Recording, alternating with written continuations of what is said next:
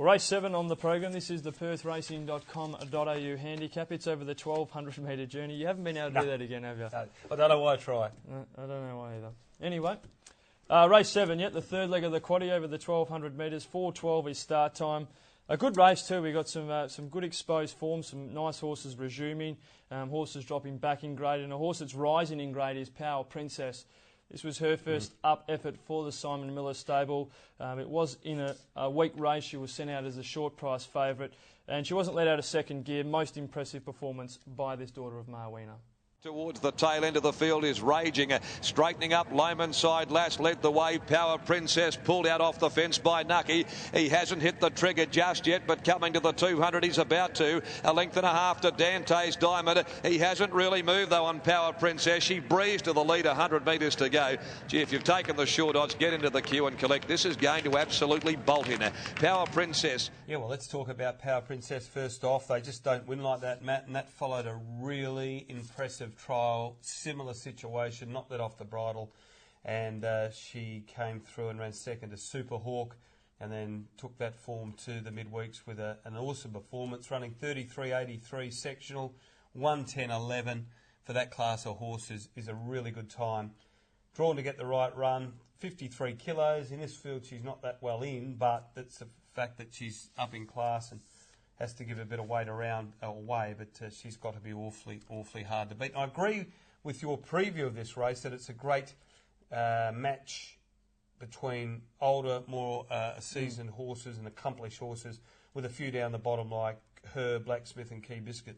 Yeah, most certainly. One of those horses, the older horses, that's he's been to the top and achieved much success is Estiarte. He hasn't raced since the 8th of May.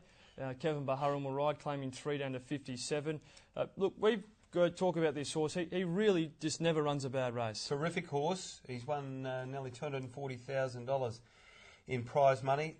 The thing I think that happened with Estiarte is he was racing so well at the back end of the Ascot season, came to Belmont and ran that second to Sleepwalk, just beaten, and then his next run he probably was a little bit below par behind Striker, the stablemate, and they immediately said, right, he's probably done enough. Let's give him a little bit of a freshen up, bring him back into the fray. Barrier 1, 3 back the fence, 57 kilograms in this. I wouldn't be surprised at some stage in the straight, Estiarte is looking very dangerous. The 2 Raw Medal is dropping back after his effort behind Fiora's only in the Beaufine. He clocked the 3rd quickest sectional of the race, 32.81. He's got to have claims. Wonderful horse. Track and distance, record's okay. 11 starts, 2 wins, 4 placings. Stable in great form. Raw Medal likes to come with a run. Drawn 10. Pace of the race isn't going to be over strong. No. So that's probably, doesn't suit Raw Medal that much. But he'll be somewhere in the straight. He'll be flying home. First uppers, we've got Broomtime, Festus Hagen, who was a late withdrawal at Belmont on last Saturday, Mission Control, and also Key Biscuit, who's impressed in a few trials. Let's zoom through them quickly. I'd prefer to see Broomtime, hasn't been out since April. Record at the track's great, 11 starts for 3 wins and 5 placings. Barrier 9's a concern. Festus Hagen, the reason he was scratched is he didn't float from Kalgoorlie to Perth. They obviously got him up here. He's got some pretty good form. He's by commands, but I'd prefer to wait and see. Got wet, brings him right in. Mission Control, I would imagine that Mission Control, yet to win first up in 4 attempts, would be improving on this run. And you mentioned Key Biscuit. Trial at Larkhill was superb. Dante's Volante ran second. He performed well last week. And I wouldn't be surprised if Key Biscuit is running a big race here. My concern, Matty, where does he get to from barrier 12? Yeah, well, it's going to be a tough ask for Kira Yule, who'll only carry the 51 kilos, so well in at the weights. He's got to have claims. Just quickly, number 7, Zar Avid. I didn't think it was that bad an effort first up, but his trial was ordinary. Do you give him any chance? Maybe 3rd and 4th box best. That's it, that one. Yeah. Okay. What are we doing? Good race. Great Wall of China. Great Wall of China to lead. Chachi was better behind Gold Rocks, but he's still got to do it. Ain't No Saint was massive in that Gold Rocks race. He's going to love the 1,200 metres and the better barrier. Barrier 14 ruined his chances last start. It's a roughie. and Blacksmith should slide across from barrier 11. This horse is racing at the peak of his powers. I believe he's looking for the 1,200 metres, right? He was able to fight off Dino Mac. He's found it. Saturday, yep. Yeah. And he'll come across and sit outside of Great Wall of China, and at some stage he'll hit the lead and look the winner. But I do believe that if there's any luck at all, any good luck at all, that Power Princess, the gaps will open, she'll push her head through, side the way through the field and win the race. So 12 to beat 11 Blacksmith, 1 Estiade and 9 Ain't No Saint, Matt. All right, we're going with the 12 Power Princess. She's up in grade. I think it's going to be a good challenge for the 4-year-old. Well, she could win that race, and then if she did come through that race, who knows? The Goldfields may beckon as well. I know Simon Miller loves getting up there to Kalgoorlie. Well, race number 8, the playeronline.com.au handicap, 1,400 metres, 450 the closer. Terrific race. And let's have a look at some of the replays here, Matt. Start off with Inarticulate at the Belmont Park Trials on the 9th of August, over 1,000 metres. Raw Devotion on the inside of Idyllic Prince. Under the whip was Tashcast Charlie. Mission Control gets up on the inside. Inarticulate's under a good hold behind them. Coming down with 250 to go. 3 Amigos is clear from Idyllic Prince, and then Royal Devotion. 3 Amigos is tied, but still in front of Idyllic Prince, Royal Devotion, Mission Control. 3 Amigos in front, and 3 Amigos beat Idyllic Prince by 3/4. Well, they've beaten 7.5 lengths there in Articulate. I thought it was a very good trial performance. He was never let off the bridle from Clint Harvey. He's going to have to compete with the 58 kilos after Ben Kennedy's claim on Saturday. He's drawn barrier 2. He goes terrific fresh. First up, 6 starts, 3 wins, 1 minor placing. Maybe the concern is the quick backup from the trial on Monday, but he didn't get knocked around. I think he's got great claims. His last preparation, he only had the 4 starts, was able to defeat Pro Art first up, then was defeated by Pro Art second up, defeated Found and kept third up, and finished second behind Almahad. So it was a very good preparation. I think he's in for another great preparation this campaign. Yeah, he was flying, wasn't he, the horse? Oh, absolutely flying. Yep. Foxy Boy. Foxy Boy last start, Matt. Finally, Foxy found a little bit of Foxy form here behind Bikerumba. Let's have a look at Foxy Boy's fighting effort.